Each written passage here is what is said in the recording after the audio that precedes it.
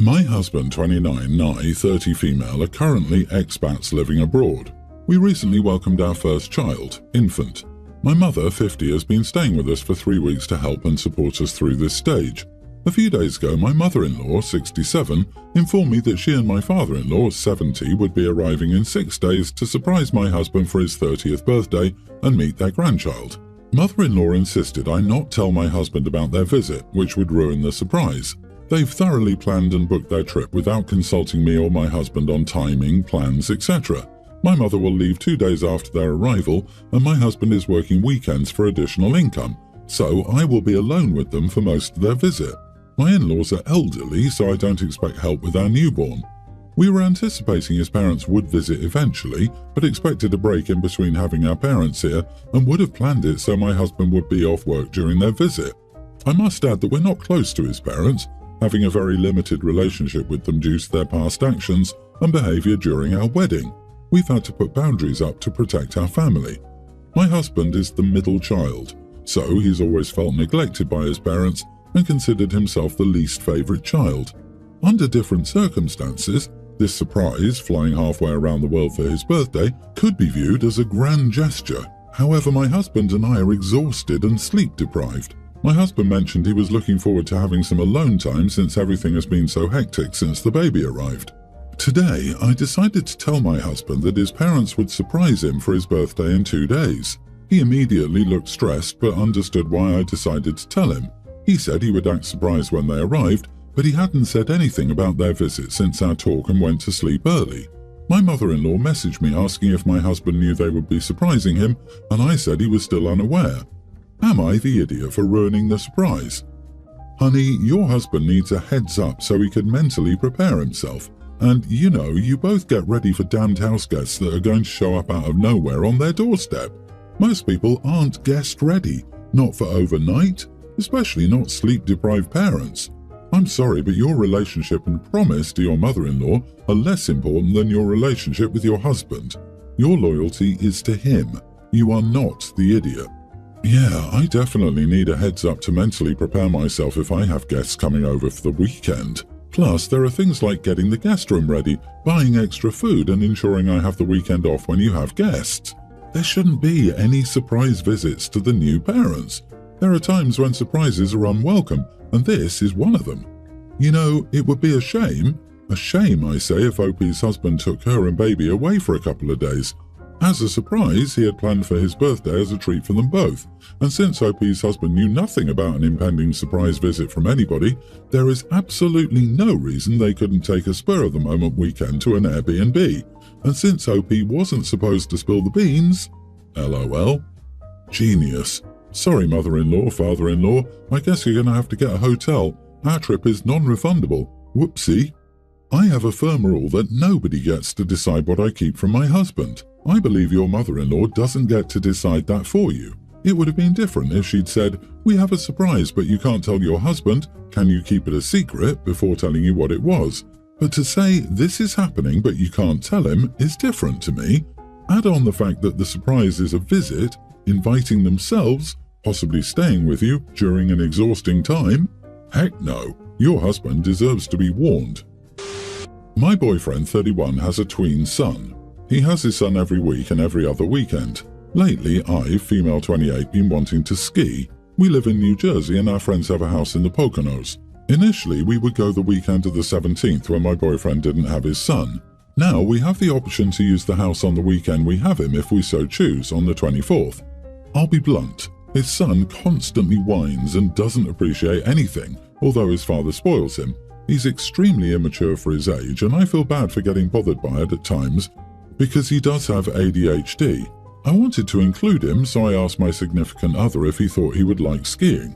My significant other told me he spoke with his son and he seemed uninterested in the trip and even a tad scared. He'd rather play video games. So I told him we should just go the weekend he doesn't have him, since he wouldn't even like it, and the weekend away is solely about skiing. My significant other is now trying to make me feel bad, saying it's wrong if we go away without him, and is this how it's going to be when we move in together? Keep in mind, we took him to Hershey and Kalahari and planned trips for him, which he didn't even seem to care about. Am I the idiot? The only trip that your boyfriend wants to go on is a guilt trip. He doesn't want to go skiing. You are not the idiot. You did nothing wrong, and it sounds like you were thoughtful in trying to open your boyfriend's son to new experiences. Son sounds may save you lots of energy. But you realize they're a package deal, right? Do you hope to spend the rest of your life with someone whose kid you hate? You already think he spoils his kid. It's how it's going to be if you move in together. You'll be a stepmom to a kid you don't like with a father you don't like. So why are you? Is this relationship sustainable? Reading this story, it's crystal clear that you should not be dating someone with a child at this point in your life. My wife, 29, and I, 28 female, were lucky enough to receive major help with buying our first house as a wedding gift from my wife's parents. They paid a down payment of 50% and we paid the monthly mortgage. Her parents are very well off, each making over $250,000 each year. They don't have to continue to work, but they often travel for a good 8 weeks of the year, and in general want to continue to work for a few more years to support their lifestyle. My parents, however, live a more modest life. They can pay for what they need and a lot of what they want and own a small house in a rural area. My in-laws live a 15-minute drive from our house. Part of the down payment gift was ensuring we remain close to them. My wife and I expect our first child together in May and are super excited. We've started to discuss childcare options, and in our city, a spot in a baby room at a legit daycare is almost $2,000 a month. My parents knew about this struggle, and my mother offered to stay and watch our baby once we've run out of maternity leave. The baby will probably be under a year. They, however, live over 2 hours from where we are, so I offered them the bedroom and washroom in our finished basement. My father's workplace would be less of a commute from our place than where they live now. So, in this idea, my parents would live with us while my mother provided free childcare. This would save us a lot of money and ensure they have an active role in their grandchild's life. However, when we told my in-laws about it, it was awkward. And then later my wife came to me telling me that they weren't comfortable with us letting my parents live for free in a house they paid for. She said they offered to help pay for childcare if that was an issue. I feel they don't have a say in what we do with our house, considering it was a gift. We're very thankful, of course, but I don't think we owe it to them to not let my parents stay with us. I also think it's unfair since they'll be 15 minutes from their grandchild and could see them every day, while if my parents stay where they live now, they'll see our child a few times a month max. Am I the idiot? Edit to add, I of course discussed this with my wife before involving either of my parents. We agreed prior to the conversation with her parents. Now we're a bit nervous, her more so than me. We're also both women, we're a lesbian couple, I'm the one carrying the child. Not the idiot. Either the house was a gift or it wasn't. If it's a gift, then it's your house and you can choose what you do with it. If your in-laws want authority over who lives there, it isn't your house, it's theirs, and you're just paying rent. Your in-laws are using a gift as a way to control how you live. That's manipulative behavior. It's your house, period. Would they have a say in your marriage if they paid for the wedding? If they buy you dinner, would they tell you what to order?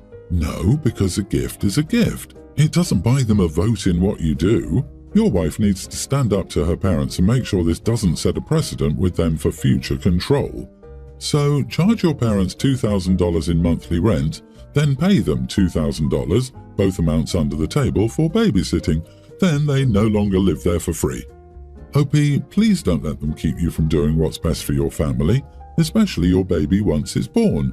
It may be time to talk with them about their behavior, e.g. their expectation of control when paying for things. It seems to me like it's less about the house and more that they're willing to pay to ensure the other grandparents don't have more time than they do. Living together will automatically give OP's grandparents more time with the baby, which makes them uncomfortable. Having your parents move in would anger the in-laws, but it also sends a clear signal that they can't use their money to boss you around. It seems like a fight worth having. My boyfriend, 27, and I, 25, moved in together 3 months ago, and we're still trying to compromise on how things should be done around the house. I usually do the cooking because I come home before he does. I've had to beg him to help clean up the kitchen when we were done eating. It just makes sense to me that if one person is cooking a meal for both of us to eat, then the other person should clean up.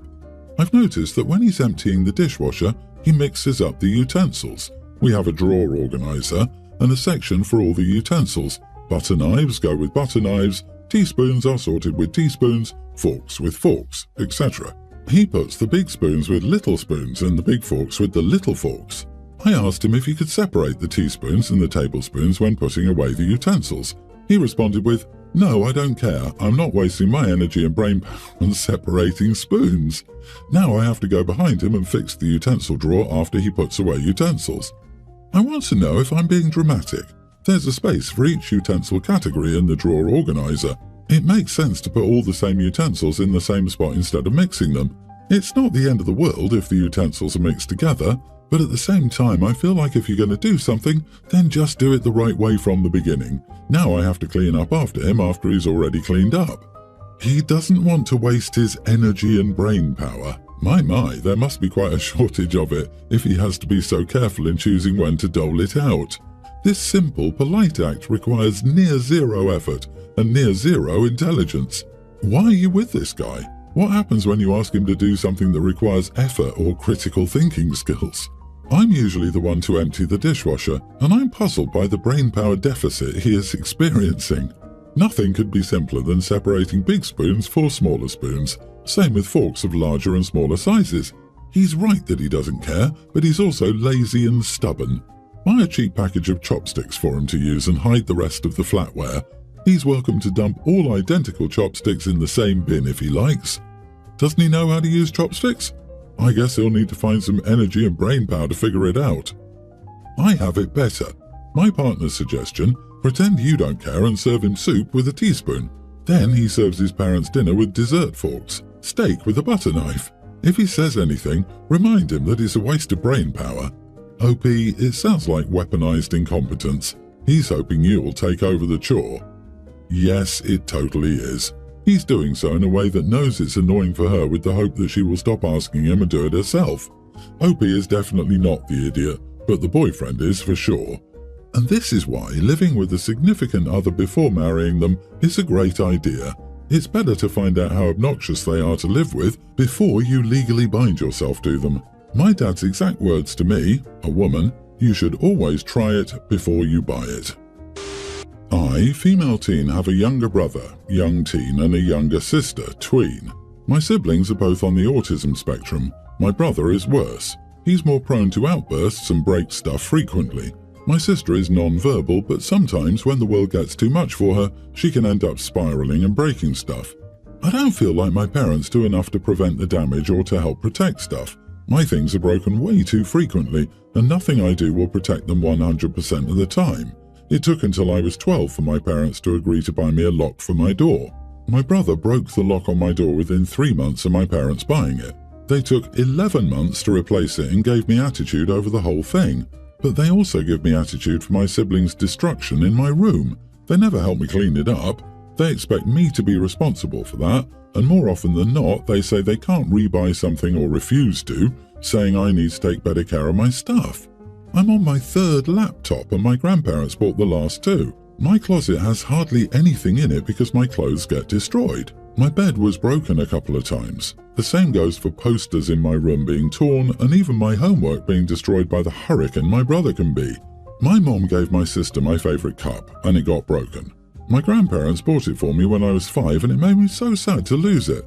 Then Dad expected me to wash his car for him after my brother covered the whole thing in paint. I'd already done a lot of clean-up in my room that day on top of my chores.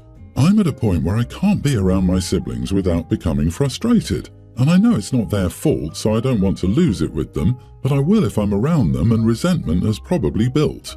My parents are on my case about spending more time with my siblings and being a better sister the way I was 5 years ago.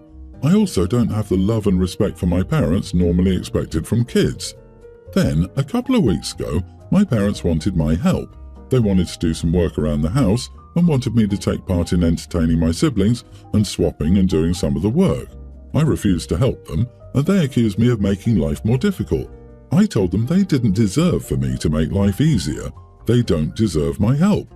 I told them they had taken so much out on me when I had no control and they did.